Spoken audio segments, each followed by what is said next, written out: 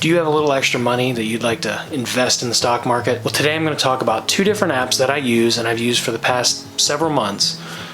One being Robinhood and one being Webull. I know most financial channels you'll see people advertising to click the link and get your 2 free stocks from Webull or 1 free stock from Robinhood. I have Robinhood link on my page. Not sponsored by them. I just have used the platform and I really like it. So in this video, I'm going to talk about the differences between the platforms, what I like, what I dislike. I'm going to tell you at the end of the video which one I prefer and which one I can use consistently. My name's Nick and welcome to Mystery of Money. On this channel, I talk about all sorts of financial topics that apply to everyday life. So if you are interested in more financial topics, make sure you hit that subscribe button so you don't miss out. So about 9 months ago, I transitioned completely to YouTube as a form of entertainment. I don't have cable. I have some subscription services such as Netflix and things like that, but those are mostly for kids shows so my kids can watch those types of shows. So YouTube has been my primary source of entertainment.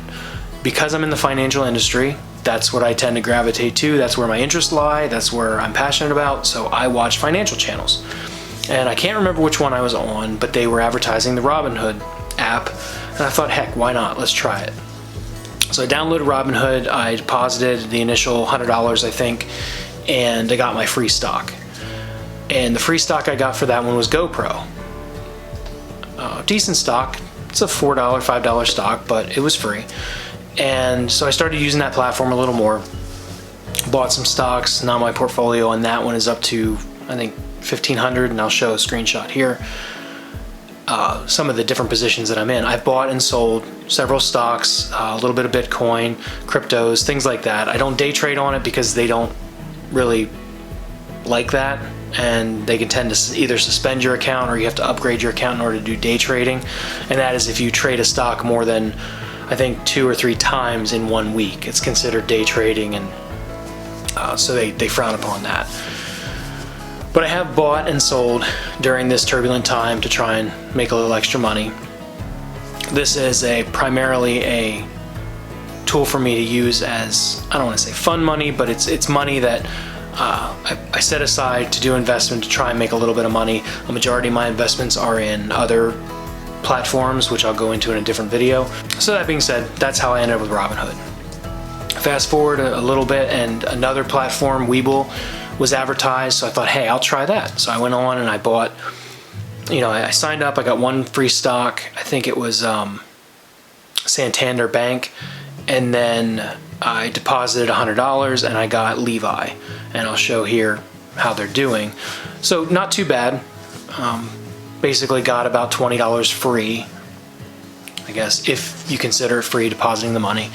And I have bought a couple other shares in the Webull platform, and the things that I like about either one. So Robinhood is very clean, it's very easy to navigate, it's very easy to execute trades and buy and sell, and you get emails and notifications and messages. It's very user-friendly app. I find that Webull is kind of clunky. I don't really understand the interface and where I need to go for certain things, and it's not very intuitive to me. I mean, some people may like it a lot better, but for me, it's not very intuitive on how to use the app. So that being said, I still have both apps, and I still have both investments in both, but I have gravitated towards Robinhood. And I set up reoccurring deposits every month to go in and invest. The one thing I like about Robinhood, and again, it may be the same in Webull, I just haven't played around with it enough, but I like the fact that you can buy fractional shares, you can buy in dollars, or you can buy full shares.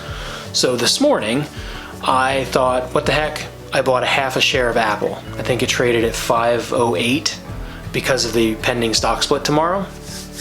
Plus, I've always wanted to own it, and I never saw myself spending that much on one stock out of some of the money that I have to invest. So I just thought, I'll buy half a share, and that's where it ended up. But I like that feature, or the fact that you can just say, hey, I have $50 and I want to buy Tesla. So I buy $50 worth of Tesla. Yes, your stock amount is very tiny, 6 decimal places, but you still get a share of that stock. That has basically taken the advantage of stock splits away, because the advantage of stock splits are when companies' valuations get so high, not many people can own their stock. So by doing a stock split, now it makes the price more attractive for lower investments. Up till fractional shares, that was the only way that somebody could afford a $2,000 share of stock, was if it split 4 times and now it's 500 and you could potentially afford it. So I don't know what the future of stock splitting is going to look like, but based on platforms like this, I can kind of see there's not really a lot of value, because you have multiple shareholders, not major stockholders, but multiple shareholders across many different income levels. So again, here I'll go into how the different apps work. So here you can see the main screen when you open up the app, and it shows your overall, how you're doing for the day. A couple advertisements, and then it goes into your stock portfolio and where they are. So these are the stocks that I bought over the last couple months or whatever, and how they're doing. Again, there's my fractional share of Apple that I bought, and when you click on the stock, it goes in and it gives you the stats and the trends and the returns and recommendations, news, analyst ratings, and then the earnings versus the expected earnings. And then so there's that, and then it gives you, like messages. Here it says what you've done and your trades and things like that, confirmations. And then here you can see my that's inviting. Yeah, so here's all my buys and sells. And yeah, here, past invites. Let me see, past bonus stock there was claimed on February 28th of GoPro. So not bad, $3.79, and it's currently trading at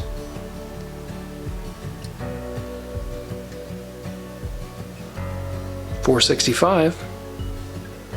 Not too bad at all. I'll take it. You can put money in a cash management if you want. Browse, you can search for news and headlines. So I like it. I like this one so far. So then we'll go over here to Webull. So to me, this is a more clunky interface, and I don't know, maybe it's because it's not as pretty, but when you go in here and when you first open it up, it goes right to the watch list. And then, here's my individual account number. And there it shows my positions, again, with the gains and losses of what I bought. Like I said, I bought a couple shares of other things. This Vanguard International High Dividend. It has the market news and updates, but again, for me, this may look more like a professional stock trading platform, but I like the ease of use of being able to see Robinhood. But if you go to the My Free Stock, so here you'll see those were the two that I got on the dates that I got them. So I opened this in May, and May 6th I deposited. So basically 3 months after I had my Robinhood account, but I figured I'd try it anyway. But yeah, back to my recommendation. I like Robinhood over Webull. And again, it's not a paid sponsor. I'm not getting anything out of it other than if you click the link and get a free stock, that's it. But for my preference, I like the way that Robinhood looks over Webull. And again, I'll go into other videos where I talk about the other accounts that I have and the other vehicles in which I use for investing, but this is truly fun money, or I should say money that I'm going to have to pay taxes on, versus in my retirement accounts that the gains I make I don't have to pay taxes on, but I also can't write off the losses against those gains. So in this case, I can take the earnings that I made, and I can also write off any losses that I take in Robinhood if I take any losses. Hope you got a lot of value from this video. If you like it, do me a favor, hit that like button. If you want more videos, please consider subscribing. Until next time, have a great day.